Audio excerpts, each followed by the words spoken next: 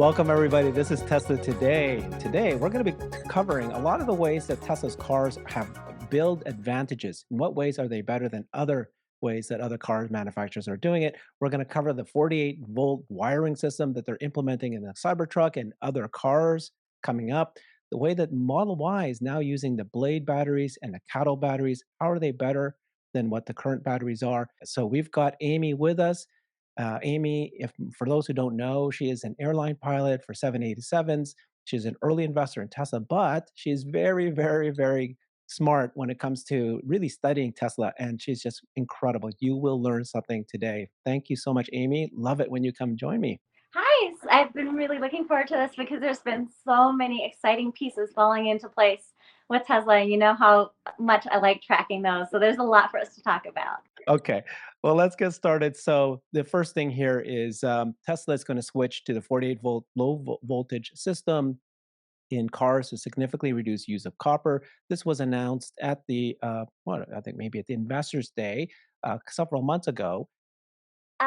It's really not just about the copper, and the at the annual shareholders meeting when they brought up the 48 volt system, they said that they were going to significantly use the use of copper, and then that's not including another advantage of it is that 48-volt wiring you can do Ethernet over power, and Mm. you don't need to have a separate data cord wiring as well. So that's even for a further reduction in weight and wiring and parts. Yeah, So in when in you this look at yeah, mhm. go ahead. In this tweet that you did, you kind of explained that it's not just a reduction in copper, that it's a key element of being able to build an unboxed process. So explain that because each part can have its own wiring and then they plug in together like Ethernet over power connection, right? Right, exactly. And the most of why this is an important thing to discuss now is the Cybertruck is going to be the first vehicle that uses 48-volt wiring. So Tesla isn't even waiting for the Gen 3. They're going to be using it immediately on the Cybertruck, which is coming out right now. And it's going to enable a lot of accessories and for the car Teslas to be even smarter than they already are because with the ability to do the data over the wire as you plug in accessories and over time, as people get used to being able to use it, depending on what security settings Tesla does, you might be able to have an accessory that appears on your main screen. That would be an option that would be open for you. So, especially for people that are using the Cybertruck for work functions, it can enable a whole other level of flexibility of use on the Cybertruck, which is really exciting. The other thing is that when we saw there to do the build in the unbox method, the way that wiring used to be done with these kilometers long wiring harnesses that had to be laid in the vehicle rather much pretty much in order, it would have been impossible to build four sides of the vehicle at once. It just couldn't have been done. But now with the 48-volt wiring and the fact that Tesla is moving to doing their own power electric controllers, now there's going to be a couple of main controllers for the electrical system and then remote distributed controllers that you run one wire from the main controller to those distributed controllers, and then that can plug out into various accessories. So you can see how much less wiring there is, and then each component can just be plugged into the other component. Each section of the car can just be plugged into the other section, and you can build four sections simultaneously. So it was a very key innovation in doing the unbox process. And it's also a very key innovation in reducing cost, reducing build time, reducing factory space required, all of the things that were the goal of the Gen 3. And as we know with Tesla, they don't wait if they have an innovation. They start using it as much as possible and efficiently as possible earlier. And that's what we're going to see with the Cybertruck. Yeah, I wonder if what this means in terms of new technology the Cybertruck might come out with, right? So if they have the ability to have, I mean, wiring all over, right, the entire Yeah. thing, and then you can basically just plug in, I'm sure, at any area instead of like having just one place where you can have a plug out or something like that. So now it opens up for accessories. Just curious what kind of new technology that might come out with. So Yeah, it will Any be ideas? exciting once people get into the ideas of how much they're going to be able to do with this. And of course, there will be some security components because Tesla takes the security of the cars very seriously. But almost like you have an API for an app for app developers, the Cybertruck might come out with something like that for accessory makers. Okay, wonderful. Let's keep going here. So, I love the way that you pointed out here that it'd be hard to unbox production without it. Less wiring, less build time, can build in sections and then combine them. The PoE can replace the CAN bus communication system, further reducing wires and parts, speeding up build time while lowering factory full floor footprint. So many advantages, and it's also setting them up for this new process in the future. So, nice that you pointed that out. That was a really good tweet and a good comment. So the other thing we are hearing is the Model Y built at Giga Berlin is using the BYD Blade batteries, shows higher charging performance. uh, And it looks like here that all Model Ys with the BYD pack from Berlin need new registration papers from EU. So that's something that they, I guess, they discovered through these papers that there's some interesting things. What does this all mean? Okay, so when we look at this, we've been talking about this for a little while. To enable the dual castings, it really requires the structural battery pack, and then you kind of attach the castings on each side of it. So the fact that Tesla is sourcing the blade battery for from BYD while they're ramping the 4680 production line is giving them multiple sources of structural batteries. And we will also talk about the cattle M3P, which is also going to be a structural battery that will be likely used in Shanghai. That's been announced in the Chinese press. It has not been specifically announced by Tesla. So this is going to be another huge reduction in Mm. parts that just happened in Berlin. In Berlin, as people are worrying about margins, the fact that Tesla has quietly implemented this dual casting model with a structural battery pack. And one of the nice things about using these LFP batteries is they have a longer lifespan for the battery. They can be driven many more miles without the battery degrading. They can charge quicker and they are less expensive. So it just will not be the choice if you're looking for a high performance vehicle. But you will still get all this normal performance out of a Model Y, which is some of the best performance in the world. So when Tesla says high performance vehicle, it's relative to having some of the fastest cars that are out there and even higher performance yet. Yeah. Well, I guess what I take out of this is that Tesla needs to partner with as many different battery manufacturers there are, different battery chemistries. I think they pointed out that before. And there's pros and cons for each battery. But at the end of the day, I saw a tweet from Omar. Somebody was saying, this LFP has all these, tell me this pros and cons. And he does. And then he goes, well, should I wait for it and all that? And he says, all the batteries, they're good. Just get, just get one of them. Don't worry about this. What's your thinking about that? It's like, yeah, do you is there some battery chemistry that you prefer?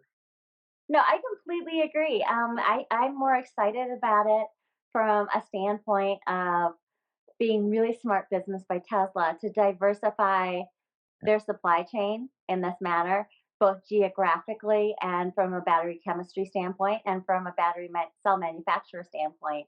It's just really, really smart business and is going to innate one of the pieces that needs to be in place for Tesla to get to 20 million vehicles. So Mm, they are getting the partners in place that can handle this massive amount of production. And BYD is a very good manufacturer. They ramped the production on their EVs quite quickly in an impressive manner, and they are fully vertically integrated. They have the raw materials, they have the cell manufacturer, and they have the structural battery pack, which it still is not the DBE process that Tesla is doing with the 4680. So when you talk about 4680, it's not just the the the size of the can and the structural pack that's an important innovation, which is an important innovation, but you see that Catalyst is doing it, BYD is doing it, but what nobody else is doing is mm. the dry battery electrode that removes out the solvent section of the process of making a battery. And it's still wet electrolytes. It's not a solid state battery, but it is a huge increase in manufacturing speed. It's an increase in, in battery reliability. The solvents in the battery, even if they're taken back out, cause the batteries to degrade faster over time.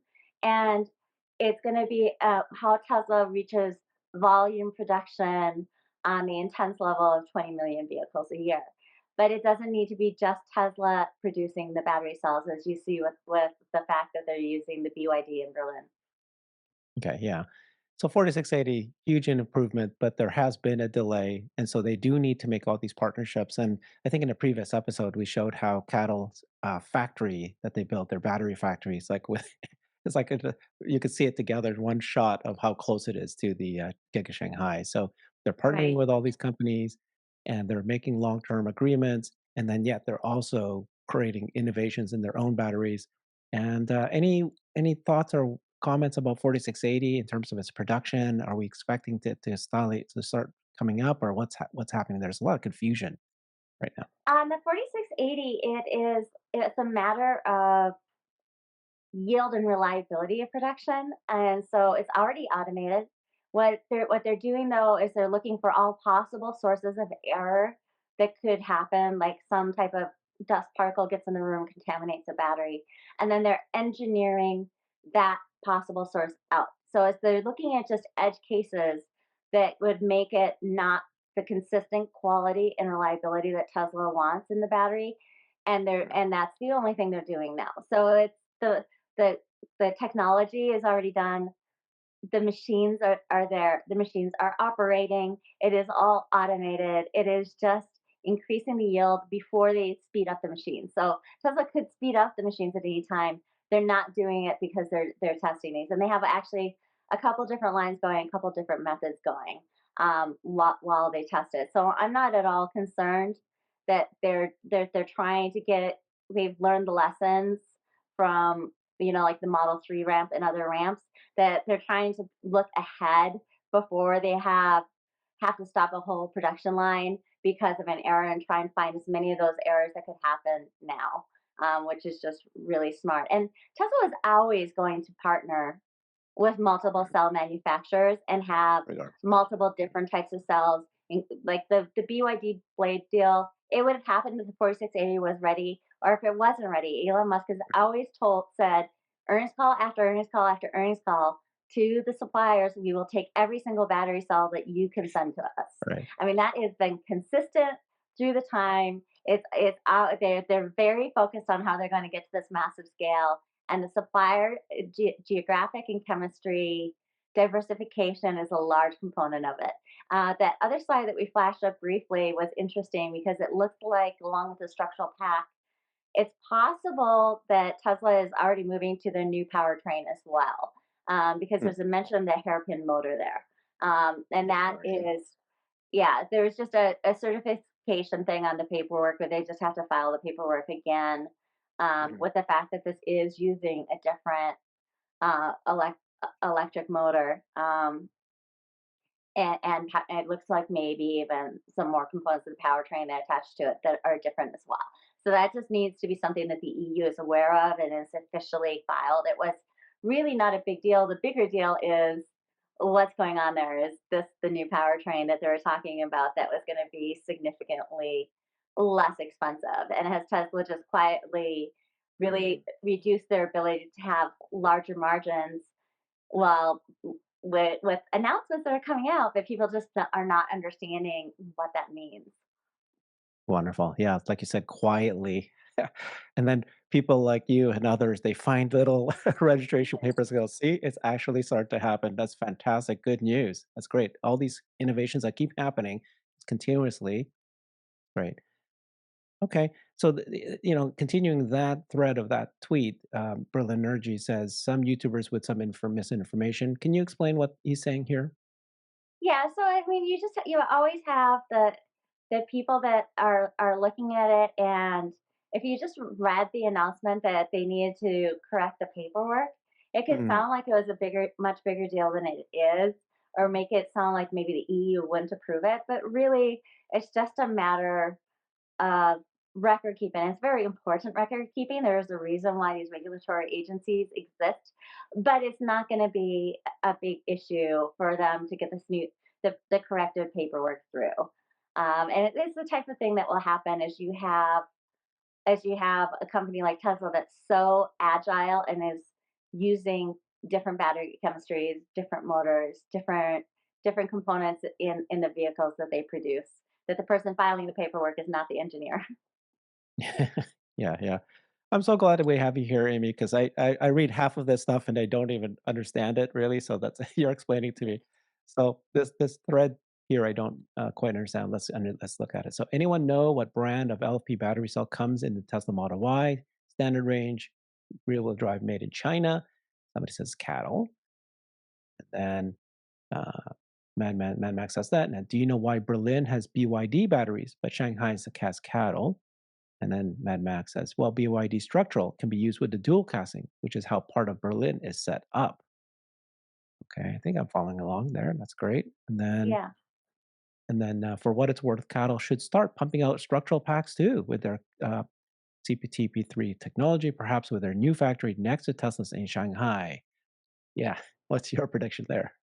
Yeah, and that has been long my prediction that we would see BYD blade batteries in Berlin, and that we'll see the cattle M3P batteries in Shanghai, both structural packs, both with dual castings, and that will be a large reduction in Tesla's cost in producing a vehicle and in the time to produce a vehicle, and it's much better for the the customer because it's fewer parts and less parts to break. Okay, wonderful. Good. Okay, so that's the battery part. Let's get to the die casting. Let's take a look at this. So this tweet, um, this wasn't recent, was it? I think this was a previous one. No, They're just these showing. are old, but Mhm.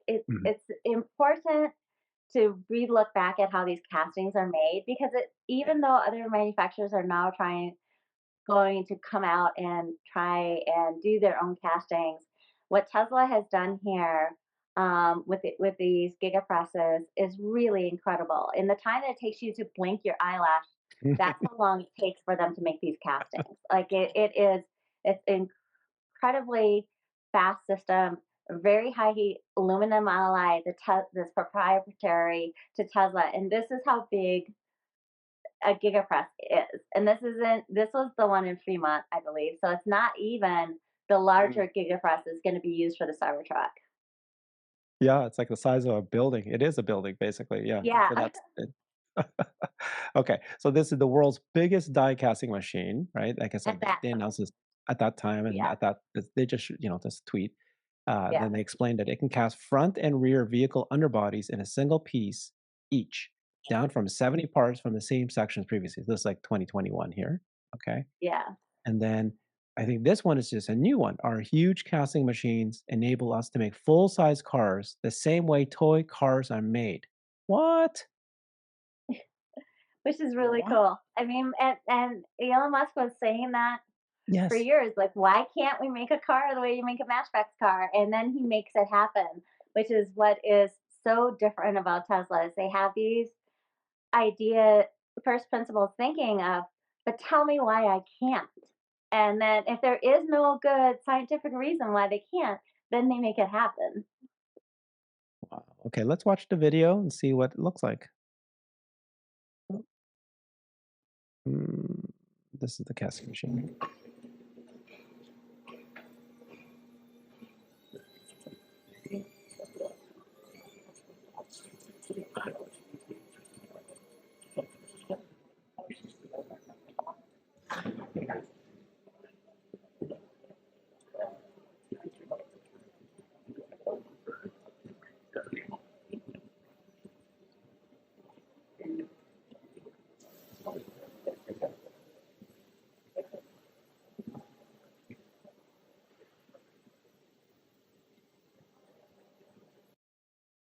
Okay, I'm a little confused because that did not look like a full size car. What? It looks like Oh a no, piece of them. yeah, well, it's a rear or front casting. So it's a section of the car. They're not they Tesla at this time doesn't have any plans to do the whole car that I'm aware of, but We'll see more as we learn more about the Cybertruck casting that comes out. So this wasn't the Cybertruck casting. This is going back to one of the original casting. Yeah. But to be able to use that front casting, there was actually a lot of crash safety engineering that had to go into it. And when Tesla first announced this, a lot of industry experts, when it came to crash safety, said, "But how are they going to be able to do that? Because if they get in a rear end accident, that whole casting could come Right. forward into the passenger cab." And it was actually incredible engineering that they did, designing a couple different load pathways. And then they, on the casting itself, they have these fins that come out, and it's designed to do a crush in toward the cabin, and the whole casting to crush and just stop and protect the passenger cabin. So Tesla makes it look easy, but then when you dig in deeper, the world class engineering behind it, it's incredibly exciting and cool to see what they've come up with, and how they address every problem and how they come up with a solution. Okay, wonderful. Yeah, I'm sorry, it's my mistake, but, that thing we're just showing you what am I doing here? That thing that I was showing here was, something that was from last year. We were just reviewing what we Yeah, saw from last exactly. year. Yeah, and Yeah, he said mhm, exactly. It's just about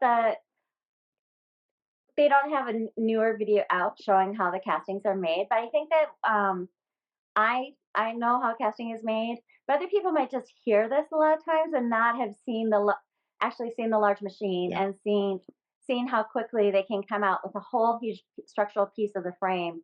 And then Elon Musk said that oh, about the castings, and yeah, it's equally true of dual castings as a single piece casting. And we'll see what the Cybertruck does. And it looks like it might be one large single piece casting on the Cybertruck, but it reduces nice. the weight, it simplifies the factory usage.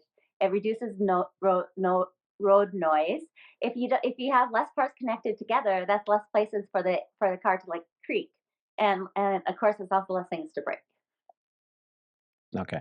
Yeah, I know why we're showing this now. Okay, it's coming up here. Yeah, So it's a story, but basically you're talking yeah, about the castings. We're reviewing what happened from the past, and Elon also said all models do make use of aluminum casting, but new Model Ys will be most advanced with 2/3 of the body cast. Okay, we've already known this. We've heard them talk about this, but so he then said this. That was August of 2021 that he was saying right. it, and now and Berlin was always set up to be able to do dual castings, and it was Mhm, supposed to be able to do it with a 4680 battery. But then when the IRA Act came, they took all the machines from Berlin for the 4680 battery and they brought them to the US to mhm. take advantage of the IRA. So this is now taking a advantage of that capability.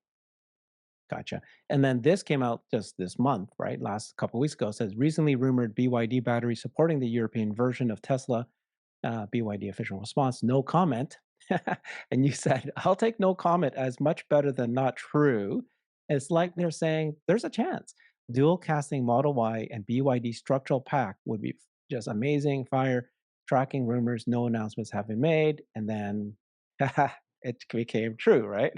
Yes, it did. Yes, it did. So You I'm predicted this. at, yeah, and hopefully this will be the same case with cattle, and M3P structural pack, that will be I cannot pronounce it, QILIN, Keelan maybe, that's going to be Uh, coming out of China. So that's going to be a dramatic reduction in Tesla's cost, and that should start. That's why I think that the profit margins this quarter will be the low, and then they're going to start creeping up again. Also, the supply deals are going to be many of them renegotiated this summer. Okay, wonderful, Amy. Thank you for that. So I actually have the video for the Tesla safety that talks about how the crumple zone can it's actually safer with the front gigacasting. So it's actually probably a good time for us to share that right now. So why don't you tell us a little bit more about that? Yeah, it's really impressive engineering when Lars is going to go over this, and there there are different components of safety. If you're in a slow speed crash, there's the front bumper, and that's detachable. Then there's a crush can, that's going to take away some of the force. And when you look at accident safety, the idea is to dissipate the energy before the energy and the force of the crash reaches the occupants. So it's about providing areas for that energy to move through, plan how it's going to come in, and then dissipate it and before it gets into the cab and protect the cab.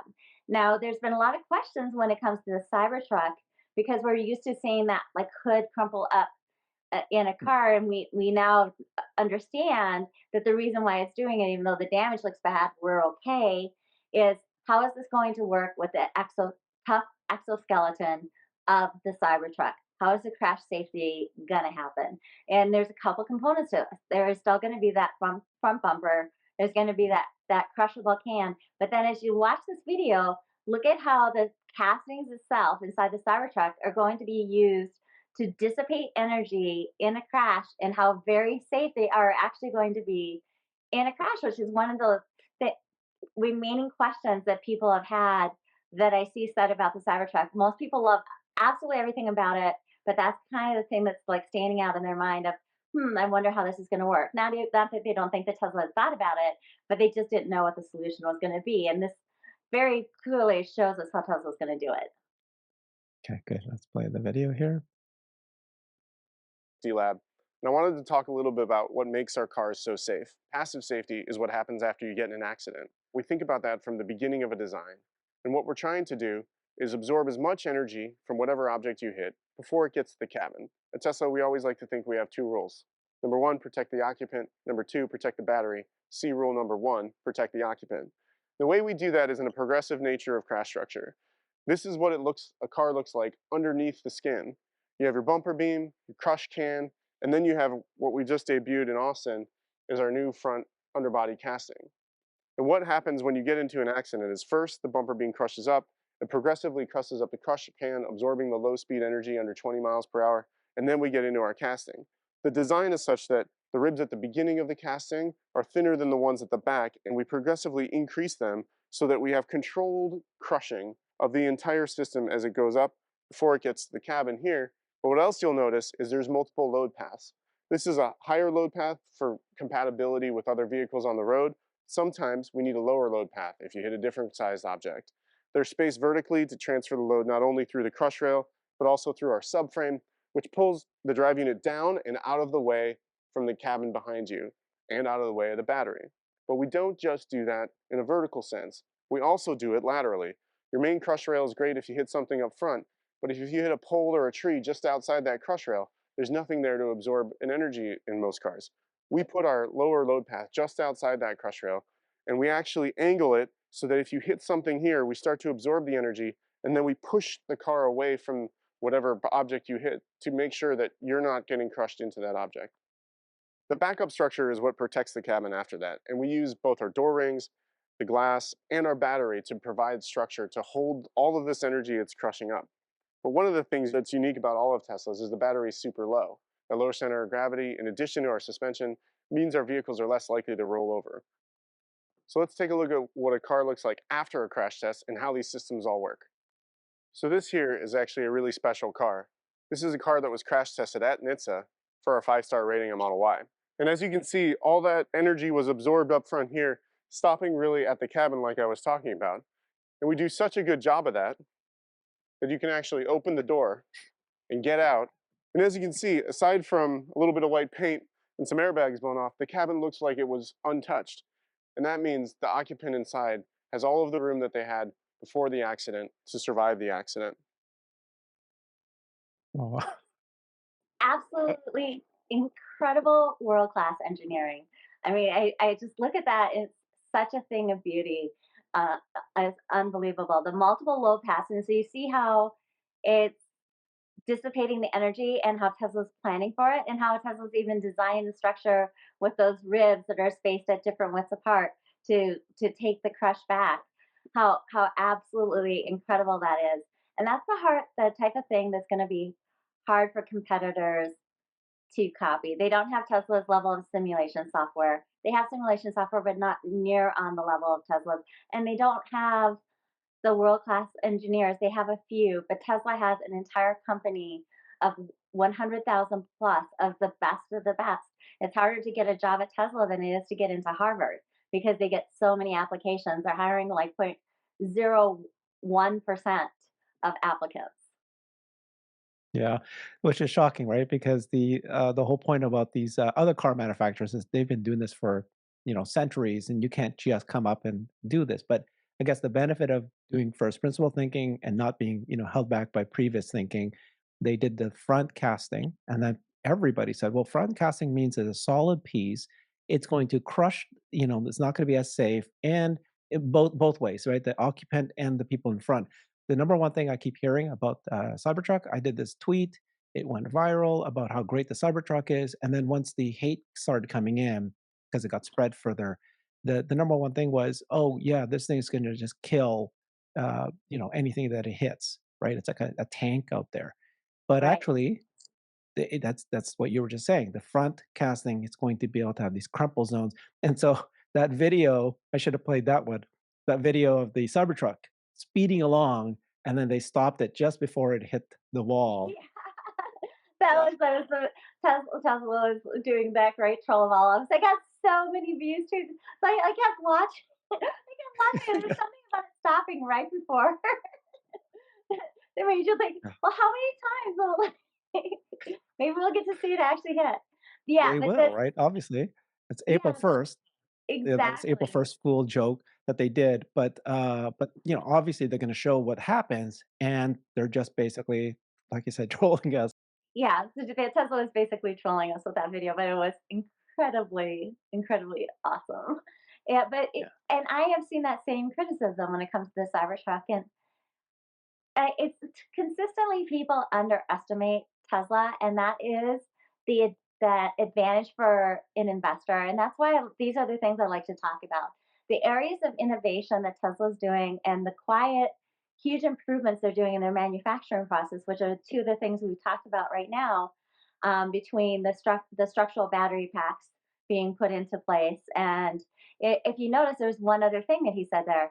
So not only will we have structural battery packs in Berlin with the BYD battery and in Shanghai with the cattle battery. But he said that this is the front casting being used already. Uh, So dual castings in Austin with the 4680 structural pack. And we know that they have been making some cars like that for a while, but it's just worth reiterating that Tesla is quietly removing parts, removing costs from the supply chain in all their factories. And if other manufacturers did this, it would be major press announcements, it would be front page headlines, the competition is all going to die. But with Tesla, it's like it just doesn't get the press. And that's why, as investors, it's really important for us to keep our eyes focused on what's actually happening in the truth, not on all the false fear. And one of the false fear campaigns is the Cybertruck is not going to be safe in a crash. And this video shows very clearly how incredibly safe the Cybertruck is going to be for the other people around it and for the occupants in the car. And then when it comes to the casting, the way it crushes like that, we're like, well, then the car's a total. The car is a total if it's hit that hard, whether it's a casting or not a casting. As soon as that you have structural frame damage, the insurance company is going to total the car. So if that's not actually the consideration of when you look at it, and they do can and does produce entire castings as parts. You can replace that entire casting out, but then becomes a question of does it make economic sense to do that, and what's the liability there if you have a car that's had frame damage and then you go and you keep driving. And that's one of the reasons why insurance companies have long made the decision that once we have major frame damage, the car is just done. And that's a function of the speed of the hit, not the engineering of the vehicle. And the reason for that is for crash safety, that we're protecting the occupants at the expense of the frame. oh my gosh, this is why I love you, Amy, because you bring up things that I just completely forget, or you just highlighted. So even people who are very closely following Tesla miss these points that you're bringing out. What I loved about that video was they talked about various different kinds of scenarios, right? Trees or low impact, things they might hit, or the big giant, head on. And every one of those, they've figured out a way to address it and which angle it comes. So pretty incredible. Yeah, this is fantastic. So I'm looking forward to the Cybertruck, and just this, like you said, this is already happening as we move forward. Okay. The next topic here is largest lithium ion battery storage facility in Europe. It's a system powered by 78 Tesla Megapacks. Harmony Energy says these Megapacks use LFP batteries. And then I think you had a tweet that I removed. So let's go and watch that video and learn more about this Megapack in Europe. This is just a very recent announcement. Absolutely enormous. There are 78 megapacks, which together provide a capacity of about 200 megawatt hours, and that could power 300,000 homes for about 2 hours. It's the largest lithium-ion battery storage facility in Europe. The technology we're using, which is LFP technology with Tesla, there's been no fire incidents on that technology, so less concerns. And I guess as the technology moves on, safety is a major importance for us at Harmony and for the industry in general. So we've had no safety incidents at all on any of our sites. But this isn't just about big batteries that can store heaps and heaps of energy. This is also about AI. And in the case of Pillswood and Harmony Energy, who own and run this site, that means Tesla's auto bidder system. And that effectively is a super sophisticated software platform that can buy and sell electricity in real time. So in order to hit that sweet spot of buy low, sell high, it's monitoring all sorts of things like how much energy is being generated, how much is being used, what's the weather doing, and can use all sorts of factors to predict what the market might do from there. And from there, it can make a strategy of how to discharge and charge the batteries and make bids on electricity on behalf of Harmony Energy. So of course, this is about making money, but it's also about how to make the grid as stable as possible. Wow. What's your thoughts on that? So a couple of really important points that they brought out. One of the things is by what they choose to say about the Tesla Megapack system they put in, you can see the criteria that they used in deciding to go with the Megapack in the first place. So now that the Megapacks are using the LFP batteries, which are more stable to fire, they specifically call that out. Now, only one Megapack has ever burned, and that was before it was actually hooked up and it didn't have its safety hooked up into the battery yet. So it was during installation. So it's not even a concern with the non-LFP batteries, but certainly if you're a utility and you're going to your customers or another company to be able to say these are phenomenally safe against a fire risk is a really good point about it. That the other thing that was really interesting is they specifically brought out that it's not just a box of batteries, it's a smart box of batteries. The AI was one of the key determinants for them choosing to go with the Tesla Megapack because they're in the business to make money. And so the auto bidder can help them decide automatically when to charge the battery, when to discharge the battery, when to do an energy arbitrage and sell electricity to other providers when they need to support the grid. And she said a lot of the factors that come to in place. It even looks at what the weather is to get an idea of if there's going to be excess demand. If it's going to be a heat wave, then everyone's going to turn on their AC and they're going to need more electricity. So it's very interesting on how that criteria was going down and some of the things that we've been saying, but to hear it from the people that chose to purchase the mega packs. And then if you look at the sheer number of mega packs by the price, you can see the potential that Tesla has there in, in energy as a business. And furthermore, there's the ongoing revenue. So Tesla, once again, Tesla reiterated that they're looking at a 25% profit margin on mega packs. And one of the reasons why they can do it is the same reason why Elon Musk has now said on EVs, if we have a 19% profit gross margin or operating margin right now, you shouldn't be that concerned because we can sell many follow on services and unlock a lot of potential future profit. So with the mega packs, it's the exact same thing, where it's almost like the mega pack itself is the razor and you're selling them the blades in terms of these service contracts, in terms of the software, and in some cases with the mega pack they're selling it at a deferred capex, so they're taking a discount off the purchase price that the seller is paying them in exchange for Tesla being able to share in the auto revenues that are coming in.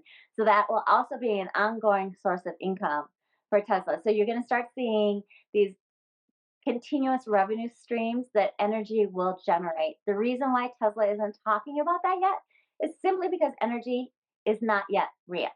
Lathrop is just getting going now. They're going to be building the factory in Shanghai. We expect other announcements coming in out about energy, and we know from watching that just the Berlin ramp and the Austin ramp that new factories drag on margins. So Tesla is managing expectations very smartly, knowing the massive expansion they have coming in the energy space. And it makes me very bullish on Tesla's ability to talk Wall Street's language now, where they're looking ahead and they're not even talking yet about this ongoing source of revenue because it won't be material until these factories actually ramp.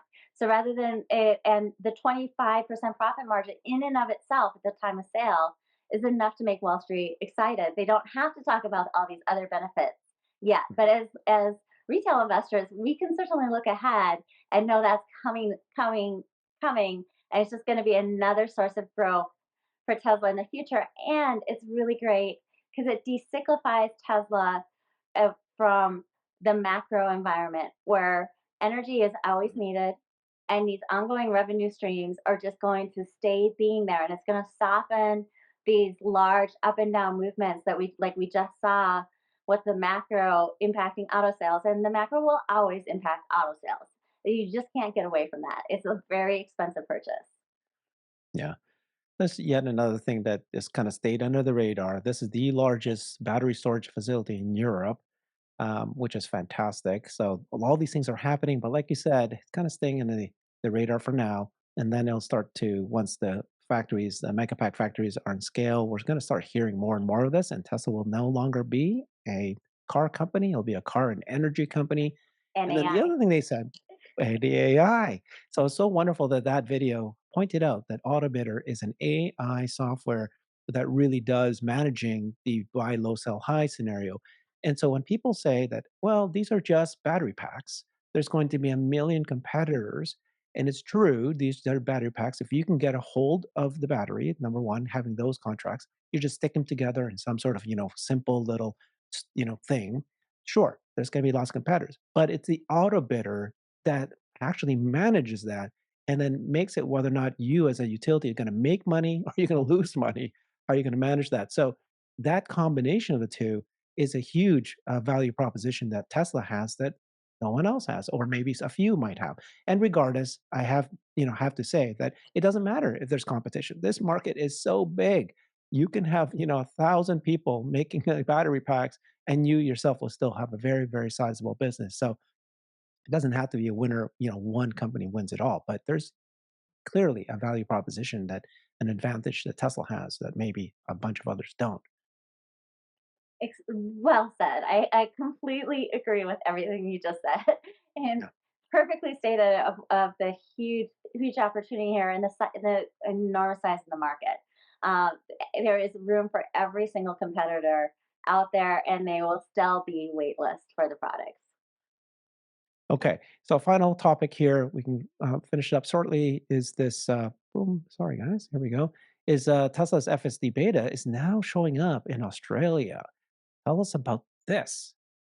It's just 2 cars, but it's a start, and there's also coming out that there's 2 cars in Europe. So these are the initial test cars, but Mhm. considering it was 0 cars before, it's very exciting for people that have ordered FSD in these areas, and it's also an indication of the maturity of the software and how close Tesla thinks that they're getting to being able to do that truly wide release, and how the neural nets are working doing at adapting to different environments. So the fact that they're willing to introduce it in Australia, that they're introducing it in Europe, even if it's just gathering data with maybe perhaps even a Tesla employee, is a huge step in the right direction to seeing that wide release that Elon Musk has said would probably happen before the end of this year. So that's a really really good sign. That's a great sign. So this Tech AU is based in Australia. He's Jason. He's a friend of ours, and he has been asking for Tesla FSD beta in Australia for quite a bit. And then Elon followed him, and actually not only following him, subscribed to him at Tech AU. And so, yeah, this is a great science. FSD moving on to Europe and to Australia. And like you said, it's just two cars in each area, but there was movement with the regulatory bodies in Europe, which we reported on, that they moved it up. That it's possibly that they're going to approve FSD by January of this year instead of a year later. So things are moving fast. Okay, wonderful. Any last comments here, Amy?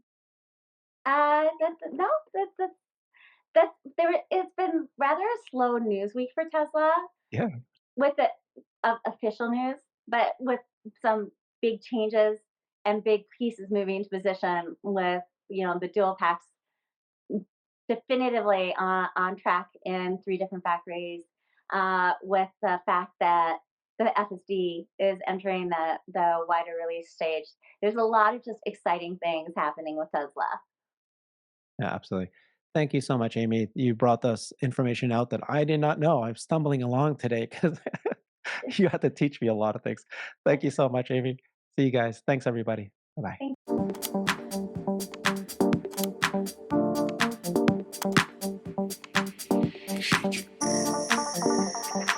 Thank